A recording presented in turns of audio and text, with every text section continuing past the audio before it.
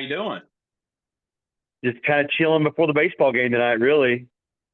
Right, right. So a quick little back history. I started doing stuff, I want to say probably around 2019. I started a youth football page and I got tired of people telling me what to do. So I shut it all down and started a public page. And I'm now at Uh-huh.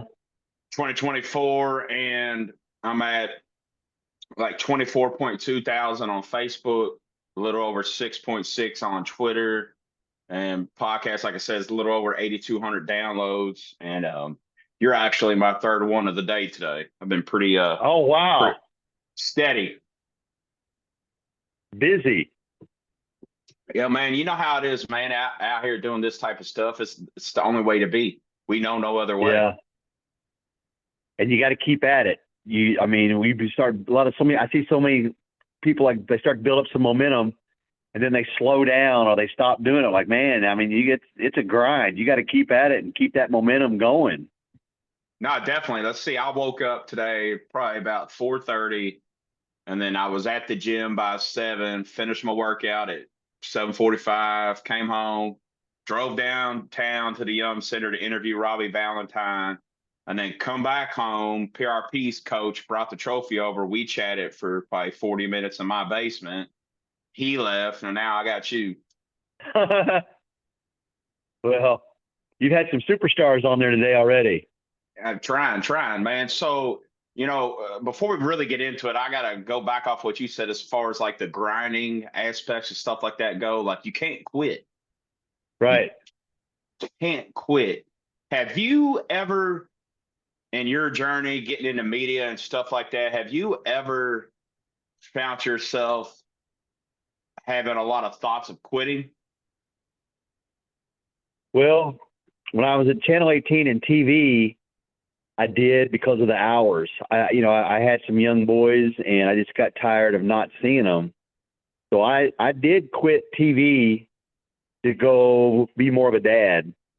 But then I got back into radio, which the hours are a lot better. I missed the TV job, but I don't miss those hours. That hours are not good to be the dad like that I wanted to do. Go to all their games and all their practices and stuff. So this radio gig has allowed me to do that. Heck yeah. What's it been like for you working with the crazy KSR crew? It's been awesome, really.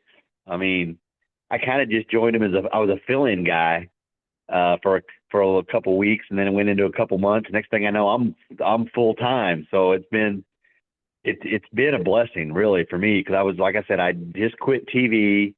I was looking for something to do. I got my real estate license, but I wanted to keep my fingers in the media and broadcasting somehow. So Matt came along with his radio show, and it was just perfect timing. It was a total blessing for me to be able to do that. Definitely, definitely. So I want to start with basketball before we get into football and Okay. baseball. Okay. What would you say was the biggest misconception about John Calipari? Well, it's funny you say that, because we had Myron Metcalf on today on KSR, and he kind of Okay. said a lot of things that we've been saying privately and in Kentucky about how we felt like there was a disconnect between Calipari and the fans. And so here's Myron, a national guy who sees it from a different perspective, and he said the exact same thing. He said he thinks, like, after so much success he had early on here, he got to maybe where he thought he was a little bigger than the program. And so when then things started going south, I think he thought that the fans would, still rally behind him. And I think he was surprised that the fans turned on him the way they did, to be honest. And when Myron kind of said the same thing, so it wasn't just us crazy UK fans thinking that. People from the outside saw that he just, over the last 4, 5, 6 years, had just a disconnect with the fan base, and it just grew every year. Because when you lose, you're not helping yourself any. If he'd won some major tournaments or titles or something, we'd probably forgive him. But you're losing to Oakland and you're losing to St. Peter's, we're not very happy with you. Yeah, we had Farva from Super Troopers beat us in the tournament from shooting 3-pointers. Well, it's a shame. The guy did Yeah. so much good here. You hated to see it kind of end the way it did. I think he did himself some favors by handling it by saying, "Hey, there need a new voice. We need a new voice for this program," and it did. It was time. It was time for a new voice. So I thank him so much for what he did for us those first 7, 8, 9 years, but the last 4, 5, 6 years just didn't go as well as we wanted. Right. No, I definitely didn't. I talked to Twanny Beckham probably, I want to say a month ago, 3 weeks, and we talked a little bit about Calipari.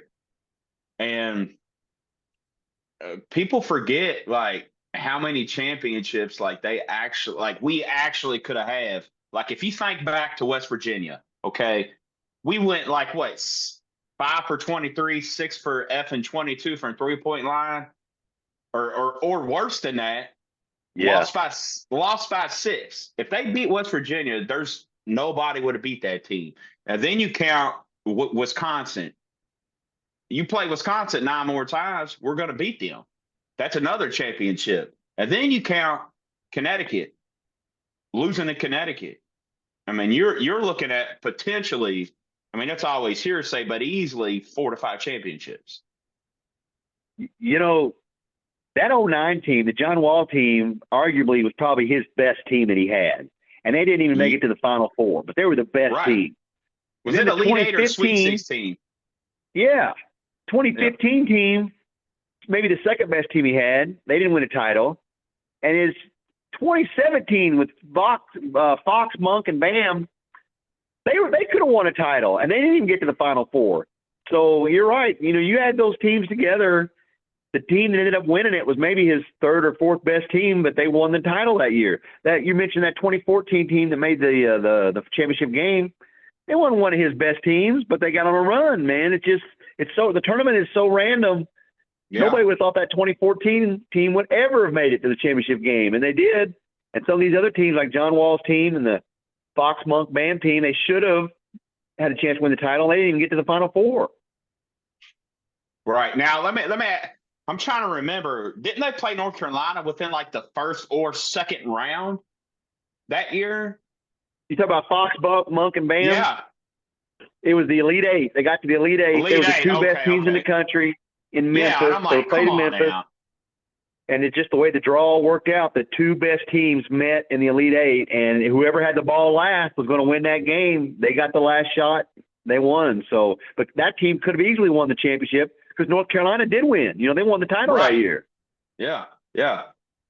We'd be singing as a fan base overall. We definitely would be singing a different tune in regards to John had certain things went a certain different way for sure. Oh, there's no doubt. His legacy would be completely different if that 2015 team had gone undefeated, won a title. Fox, Bam, Monk won a title. Wall won a title. You had 2 titles here, but man, it took a bad turn, and I hate it that it had to end that way. But we're Kentucky, man. You don't lose to Oakland and St. Peter's in the first round of the tournament. We haven't made the second round of the SEC tournament in 5 years. Come on, man. We used to own that tournament. We never, ever, ever lost in that tournament. That right there is more staggering than anything else that we've said so far. That's horrid. That's bad. Yeah. Well, that SEC tournament, when we used to own it, he tried to downplay it and act like it wasn't a big deal. It is a big deal, man. That's one thing Kentucky basketball fans hang their hat on, that we'd own the SEC. And we haven't even made the Saturday games since 2019 before COVID. So it's just kind of sad. My lasting memory of Cal is from that SEC tournament this year. They lost to Texas A&M on Friday, the first round game. And as Cal is walking off the floor, there's a lady leaning over the rails screaming at him. Is this the gold standard, Cal? Is this what you call the gold standard? Is this what you were trying to believe is the gold? I mean, she was letting him have it. Yeah. I walked off the floor after the loss, and we'll never see him again. I just wish it could have ended better than it did, but as not good as it may have ended for some, it still ended decently. Like I looking back on how some people may say John waited too long to say anything or whatever. in all actuality, I mean, look what was going on in the tournament. I mean, you don't want that to take focus away from the kids playing in a national championship game. Yeah. And that team he had last year, they were too talented to lose to Oakland in the first round of the tournament. That was just inexcusable. So it was time. It was time, I think, for a separation. I'm Yep. glad Cal kind of admitted that. They need a new voice. And now we got, maybe better days ahead with Coach Pope. Now, what's your thoughts on Mark being the new head coach? I was like everybody else that Thursday night when the news broke. I was like, really? Yeah, Is this the best pretty we can do? I much. mean, I was shrugging my shoulders like, come on, man, really? But then after our show, we did our show Friday and got him a lot of momentum was rolling. And then after our show, I'm like, okay, yeah, man, let's do this. He's one of us. He gets it. We're going to ride and die with him now. And, I think this coming season, he's got a good roster, maybe not a Final Four type roster, but he's got a good roster enough to win in a lot of games. Give him some time. And I'm very optimistic he's going to have great success here. Yeah. Now, would you say the mark for Mark for him to have a, I don't know, play on words, to have a quintessential successful season is around the 19-20 win and make tournament, or 20 plus? Because before you give me your answer, I will say, I've been a Kentucky fan since '97 when UK lost to Arizona. I've been hooked ever since. We sometimes, by default, because I guess we're used to the past success, sometimes may or may not have unrealistic expectations to a degree. What's your thoughts on that, and what Mark needs to do in order to have a successful first year? Well, we've kind of discussed that, and we do, as a fan base here in Kentucky, have kind of crazy expectations, sometimes unrealistic expectations. But I think the fact that in his opening news conference, he said, we're going to win the SEC tournament. He's got to get to the weekend of the SEC tournament. We can't keep losing in the first round of the SEC tournament. So you get to the weekend of the SEC tournament, and you get to the second weekend of the NCAA tournament, at least the Sweet 16. And I think most fans would be happy with that, being his first year. Kind of had to throw together a staff, throw together a roster, in the last minute. So, I don't expect him to play lights out all year long, but I expect him to win a lot of games. Yeah, over 20 games. Get to the weekend of the SEC tournament. Get to the second weekend of the NCAA tournament. And I think, honestly, I would be satisfied and happy with that. All right, definitely, definitely. So you said you started coming on as a fill-in person. Exactly how many years have you been a part of KSR? He called me to fill in May of 2011. So it was after the Brandon Knight tournament run. It was this summer. It was in May. It was Derby week. And he had Mark Krebs doing 2 days with him. Perrin Johnson did 2 days with him. And then Easy did 1 day with him. So Krebs was off. He asked me to come fill in 1 day. I did. The next week, Perrin Johnson was off. He said, can you come fill in 1 day for Perrin? I did. The next week, he's like, hey, man, Mark Krebs is going to leave the show. He's got another job. You have to leave. Would you do Monday and Tuesday? I'm like, yeah. A couple weeks later, I'm not kidding you, Perrin Johnson, like, man, Perrin's leaving the show. He's got to take a new job. So can you do Monday, Tuesday, Wednesday, Thursday? I'm like, yeah, I can do it. So just like that, within about a month, I went from being a fill-in guy to a permanent guy, and I loved it. I mean, I just knew this was a show that I could hang with. Not too X and O, not too in-depth, just a fun entertainment show about some UK guys sitting around drinking a beer, talking about UK sports. I mean, that's kind of what it seemed like to me. So that's how I got started in 2011. So I've been doing it now for a little over 13 years, and it's been a total blessing for me the way it all happened. All right, I'm gonna touch on Matt Jones briefly. You've been in close quarters and contact and with Matt for well over 10 plus years.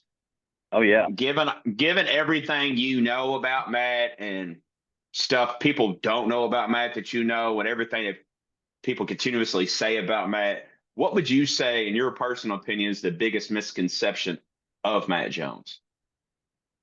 I think the biggest misconception is that people think that guy they hear on the radio for 2 hours is who he really is. and he's not.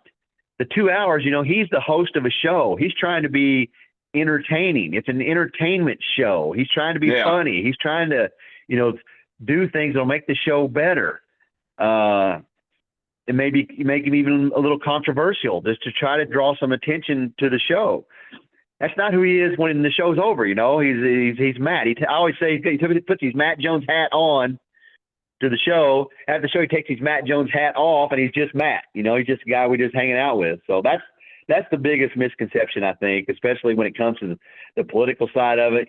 People, they can't see past the fact that he's a liberal Democrat sometimes. And I don't understand that either, but he tries to see both sides of things a lot of times, and maybe he'll take a stance on something, but that's what makes the show work, man. He's good at keeping the show moving. And that's one reason it's been so successful. Definitely, definitely. Now, it's what? Is that a blue moon? It's sweet tea. Oh, I thought it was a blue moon. I was like, hey, no. Teaches on. So is it? How do you pronounce it? On in 3 or on 3? How do you pronounce it? On 3 Sports, yeah. Was it last year or the year before last that they officially took over? Yeah, it's been over a year, maybe close to 2 years now, that they bought out KSR, the website, just the website, and took over, put it under their On 3 umbrella. The radio show is still technically owned by iHeart. We do the show for iHeart. I get paid by iHeart. I don't get paid by KSR. I think that's a misconception a lot of people have. Shannon and I get paid by iHeart, but Drew and Matt get paid by Kentucky Sports Radio On 3 now. That's how it is kind of weird how it's all structured out. Definitely. Have you seen changes for the positive since they took over some things? Honestly, it's not affected the radio show at all. I mean, great, cool. Not at all. We still do the same thing. They don't have their fingers in it at all. I don't answer to anybody at On 3. I don't even know their names, to be honest. But now Drew at the website has changed his role dramatically, and actually I misspoke. He gets paid by iHeart now too. After the On 3 sell, he gets paid by iHeart, and so does Matt. So I guess we're all paid by iHeart now for the radio show. Drew's website job, he gets paid by On 3 for that. Gotcha. Now back to Mark Pope. What do you think he'll struggle with the most in his first inaugural season? Well, that's a great question I hadn't thought of. He knows what it's like to be the coach here because he played here. So he gets the fan base. He gets the craziness. He understands our expectations. I think his toughest challenge is going to be the fact there's only one guy on the team that's ever played for him. Like Jackson Robinson is the only guy that's played for him. He's got a completely new roster of guys, a lot of older guys, fifth-year senior guys, all these transfers that he's going to have to find a way. Everybody wants to play, but you only play 5 at a time. So all these kids have transferred here thinking they're going to play. So if he can manage the locker room, which I think he probably can, they can win. They can have a successful season. But that may be his toughest job, is just his handling, how he handles all of his roster of players that all have been starters and great players at their other schools. Now they're all coming here together. But like I said, he can only play 5 guys at a time. So he'll have to figure out a way to how to manage everybody. Now, one thing I will say is people could say what they want about Mark. He's was it the last 6-7 years or something like that? No less than 20 wins a year. So that right there shows you success. He's made the tournament. Might not have as much success in the tournament as some would like, but he's always been there. That shows he knows what he's doing. He beat Kansas at Kansas last year. He beat Baylor at Baylor last year, 2 of the top 10 teams in the country. The dude can coach. I mean, there's no doubt about it. Now, he kind of swung and missed at the NCAA tournament this year. I think I forget who it was that beat him. Somebody beat him they shouldn't have. But so what? We did too. We got beat by Oakland. So he'll get his first NCAA tournament win this year with Kentucky, and we'll all celebrate and be happy that we finally survived the first round. For sure. So I want to transition into football now. All right. given now how long you've been there, what do you honestly think the lasting memory of Stoops will be at UK? Because everybody eventually, tends to move on. And I hear stuff just like you do. I don't think, in my personal opinion, people realize, what Stoops actually has done for Kentucky. For the longest, from '97 minus a few years with Rich Brooks, who Rich is a phenomenal coach. Kentucky never really had been able to have a conversation with other people, other fans when it comes to the sport of football. Stoops, took Florida State on the defensive staff from 106 second in the nation, ranked defensively. And Stoops is, along with the help of Morrow and stuff like that. I hear my dogs in the background too, so it works out. But you get what I'm saying? Like Stoops has done so much. It's people don't realize how hard it is to compete in the NFL college football. They have no clue. Yep. Mark Stoops is doing things at Kentucky I didn't think could ever be done, ever. Him and Vince Merrill have proved me wrong time and time again. I didn't think there's any way Kentucky could out-recruit Ohio State, out-recruit Alabama for a kid. They're doing it. I didn't think Kentucky was ever going to get to a day where they would compete for the SEC East title. Now, they've not won it, but they've been up there at least competing with the schools at the top. Used to every year we'd get just steamrolled by Florida, Tennessee, Georgia, South Carolina, man. Now, that doesn't happen. Now, we still are not at Georgia's level. That's the next step. If you want to compete, you've proven you can beat Florida. You've beaten Tennessee. You've beaten South Carolina. Well, now you got to go out and you got to beat Georgia. You got to find a way to beat Georgia. So they're doing stuff that I just never thought could ever be done here. And it's been a fun ride for sure to watch them build the program the way they have. Right. Now, I do notice and do know that some fans were kind of taken back with him and, the Texas A&M situation or whatever. What's your thoughts on that? Well, every coach wants a chance to win a championship. There's no doubt. And, if you're the Kentucky coach, you've got it made here. You've had great success. You've built this program up from where we had back-to-back 2-win seasons when he started, and he got them to where they won 10 a couple times. So, but if he wants a chance to win a title, he would probably have to go to a bigger school, an A&M or Ohio State or wherever. So I can understand why he was kind of looking at Texas A&M.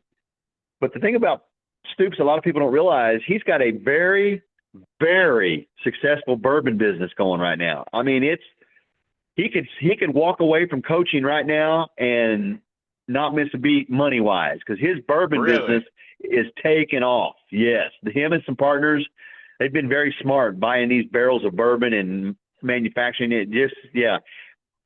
If Stoops walks away from coaching, he'll probably stay here in Lexington just for his bourbon business. There's no doubt about it. So with him and Vince, we should all be very, very thankful that they've been here and done what they've done to this program when most people thought it could never happen here.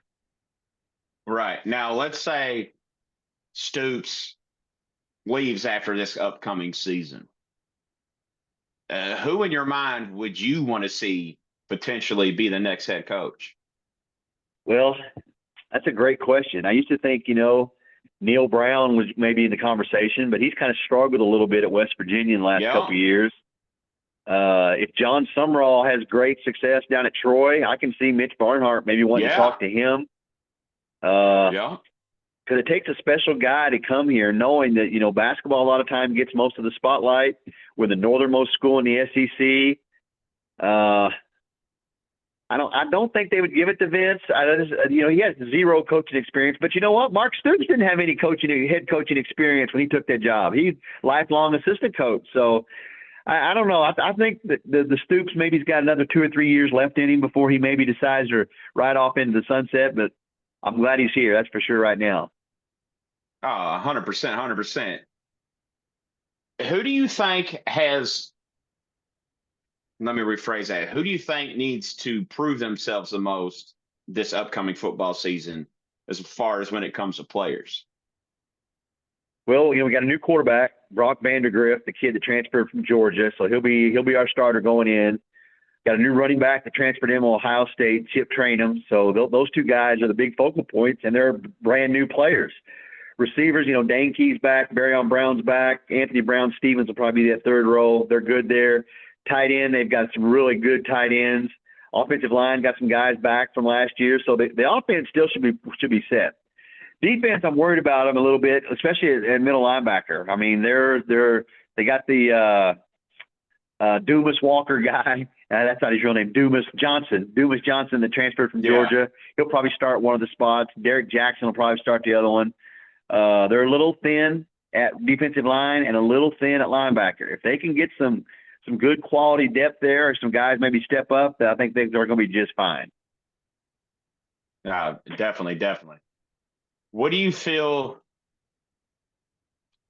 J.J. Weaver has to do in order to improve his draft stock? Because I still see him naturally as I'm going to say,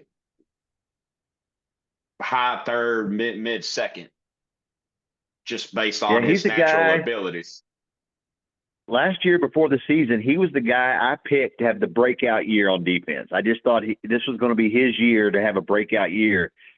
And to be honest, I don't really know why it didn't happen. I've not really had anybody tell me what happened to him last year that he wasn't able to have that big breakout year like we've seen some of these linebackers have. So maybe this is the year. Maybe, him coming back and having a big season, because, he'll be one of the leaders. There's no doubt about it. They're going to expect a lot from him. I think I can't remember his name. There's a kid playing behind him that's very, very talented that I think maybe push JJ a little bit to even become a better player. So hopefully we'll have to see if that happens.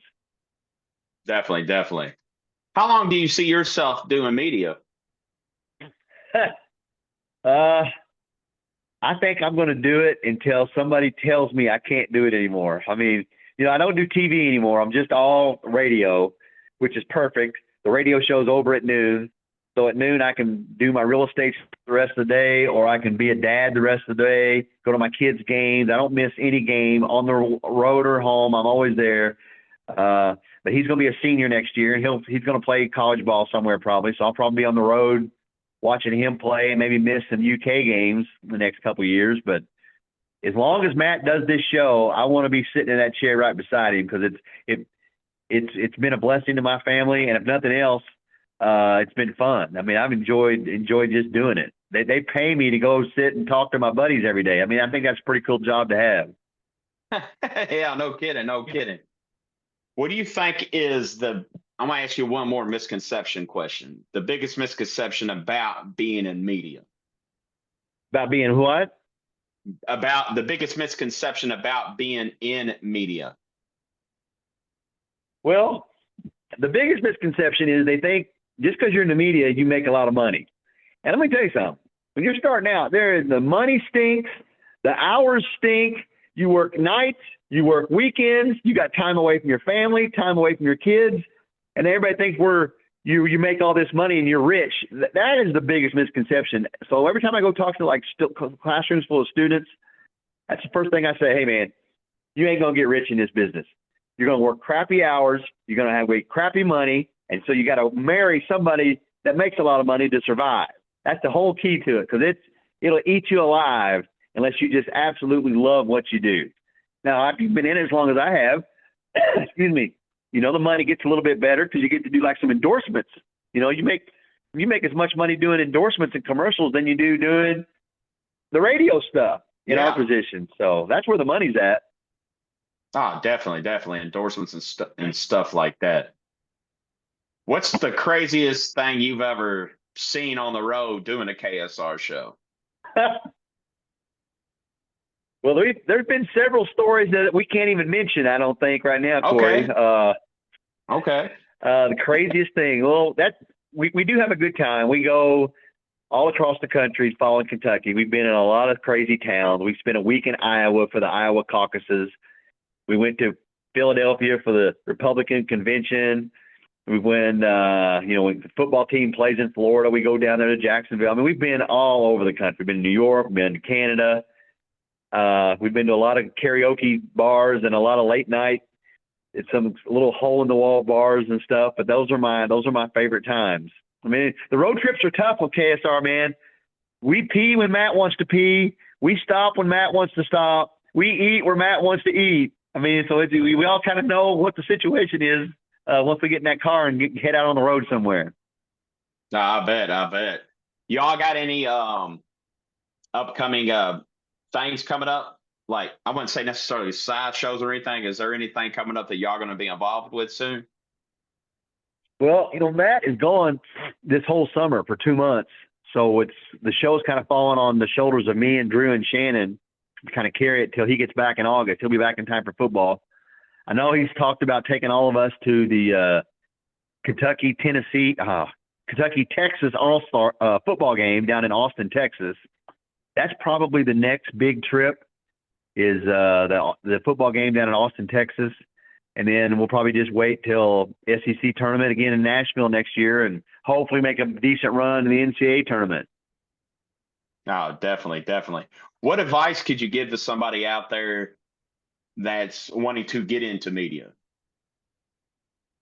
Well, it's like you and I were talking before we started. I see a lot of people start these podcasts, and they really start picking up some momentum. They get some people finding them and tuning them in and subscribing, and then they just pump the brakes. They kind of slow down. You can't do that, man. You got to hit it as hard in 50 as you did in week 1, and you still got to be dedicated because that's the only way these podcasts and people, they once they find out where you are, they want to keep going back to you. But also, if you stop doing them, they'll just find somebody else. They'll find another podcast. So I always say, man, if you start to just keep at it, don't give up. Just keep doing it. Keep grinding, keep grinding.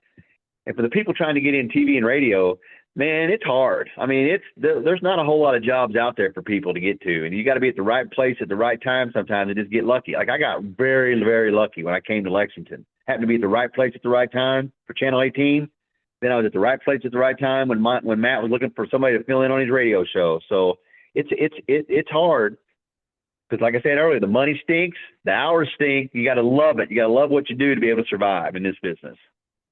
Definitely, definitely. I'm going to talk about a couple more things, not Kentucky related. I want to get your personal perspectives on them. Caitlin Clark, I felt like specifically, last night, the second incident with Angela Reese, I felt like Caitlin Clark was kind of like Larry Bird and Reese was kind of like Bill Laimbeer, hit her with that freaking hammer whammy. What's your thoughts on the treatment of Caitlin Clark from the other players? And just to me, to be honest, the overall lack of, I wouldn't necessarily, I guess you could say disrespect or not being appreciative of her because prior to her coming or prior to her senior year at Iowa, I mean, people talked about the WNBA, but let's be real here. Cut the bullshit. Nobody really talked about the WNBA. You get what I'm saying? What's your thoughts on her whole situation so far?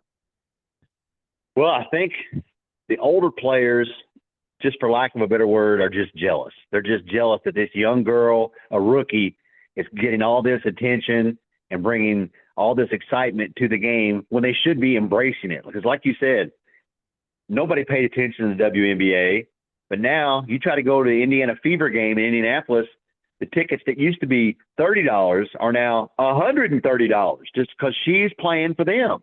She's make that big a difference. I mean, they sell out these WNBA games now when she's in town. Little girls across the country now are playing basketball because of her. They're going to UK women's games because of her. So I think a lot of it is just jealousy from the older players like, hey, man, we paid our dues too, but nobody treats us like this. Well, maybe she was at the right place at the right time. They were looking for a superstar to bust out on the WNBA circuit, and it just happened to be her. Next year, it may be somebody else. But I've been kind of proud of the way she's kind of handled herself through all the adversity and everything. The big controversy now, why wasn't she on Team USA?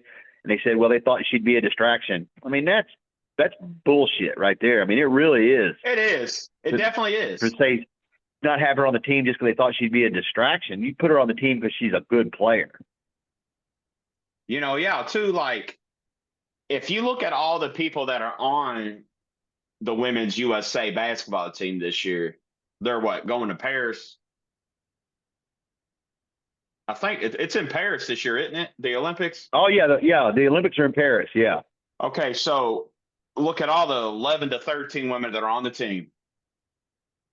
Out of all those women, look at how many women statistically Caitlin Clark is better than. yeah, yeah, yeah.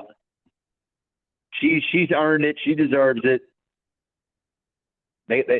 They're adding fire to the fuel by keeping her off the roster because now it just makes everybody else more want her to succeed even more. The other older players, maybe they get more jealous now because when she gets all these, I don't know, man, but she's, if she just keeps busting her tail and keeps firing threes, she's going to be around a long time. What's your thoughts on the NBA Finals and the series so far of Boston and Dallas? Well, I'm a big Indiana Pacer fan. I grew up in Indiana, so I've always loved the Pacers. So I Okay. really, really wanted them to beat Boston to get to the finals again. So after Boston beat him, I kind of just been supporting Boston. One of my sons is a big Celtics fan, so he's been pulling for them. So it'll probably end tonight. We're taping this on before Game 5, so it probably ends tonight at home at Boston. They win it and get the title back. Definitely. Bob Cousy, I've seen, like he's like 90, between the ages of 95 and 98 years old now. And Bob Cousy Wow. said something. He said, I might be just alive long enough to see them hang 18. Well, Ah, I think it's that's their true. title to lose now for sure. Definitely, definitely. How's the media stuff been for you guys since you all brought on the new young kid to help out? What's this? Is it Mario? Mario, yeah, man, he knows how to do all that stuff, Corey. He can do the Twitter and the Facebook and Instagram, make these little videos, little highlight videos of the show.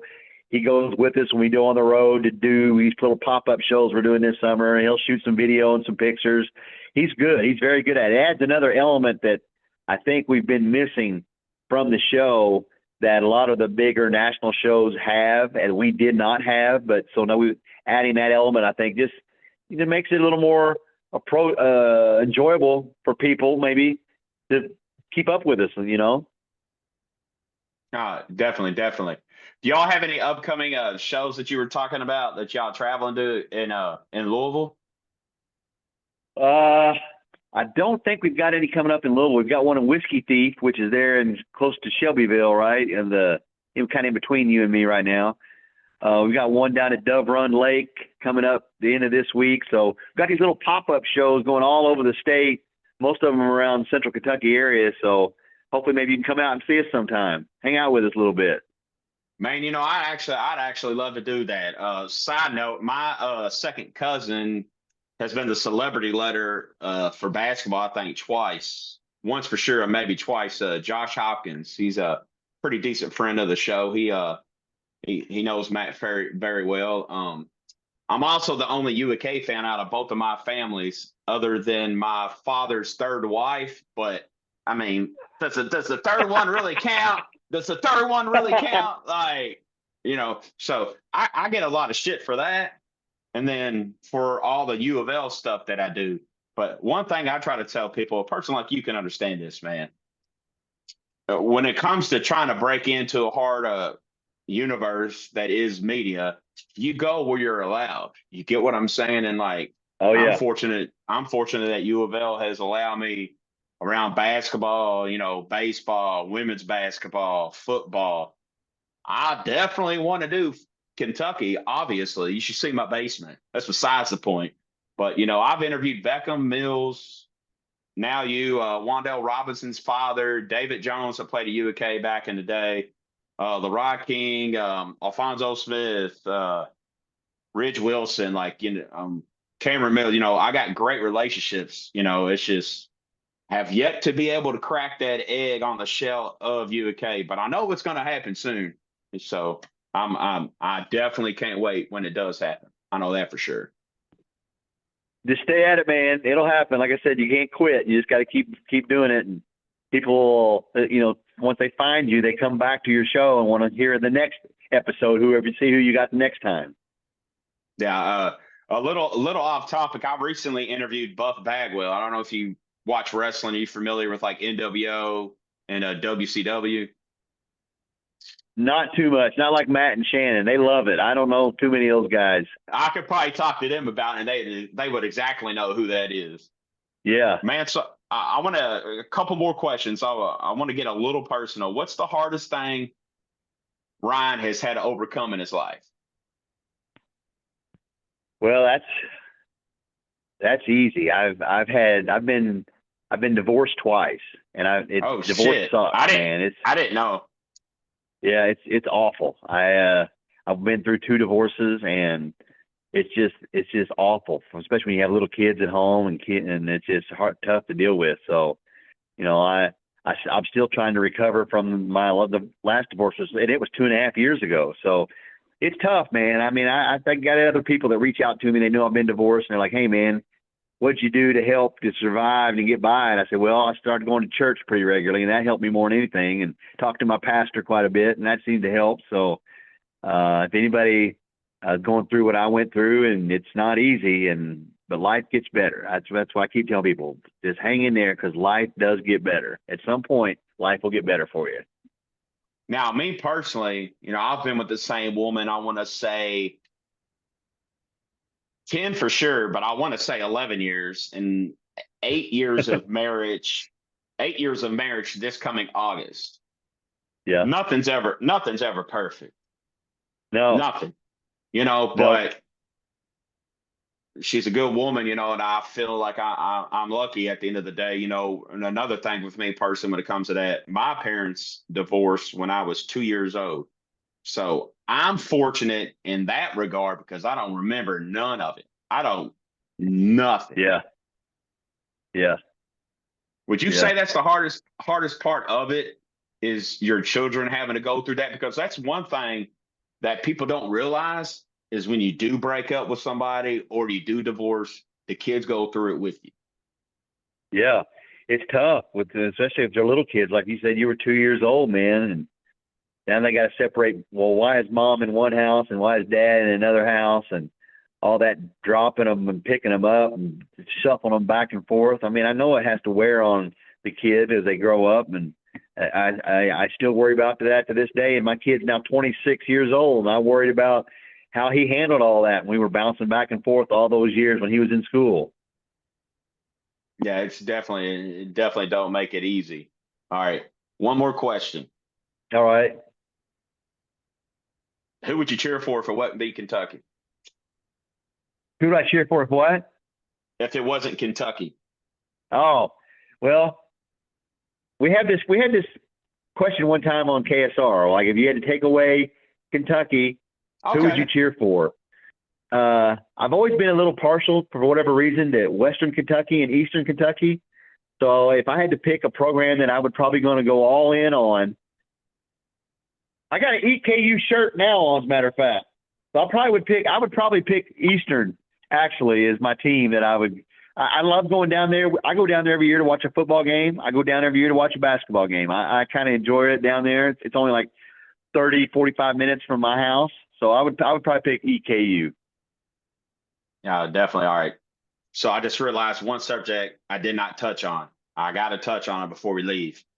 Now, we've talked about basketball, but like talking about Louisville for a second here, how much better do you feel the rivalry could potentially be, given both sets have new blood? Because let's be realistic. I know y'all have talked about this a dozen times or two.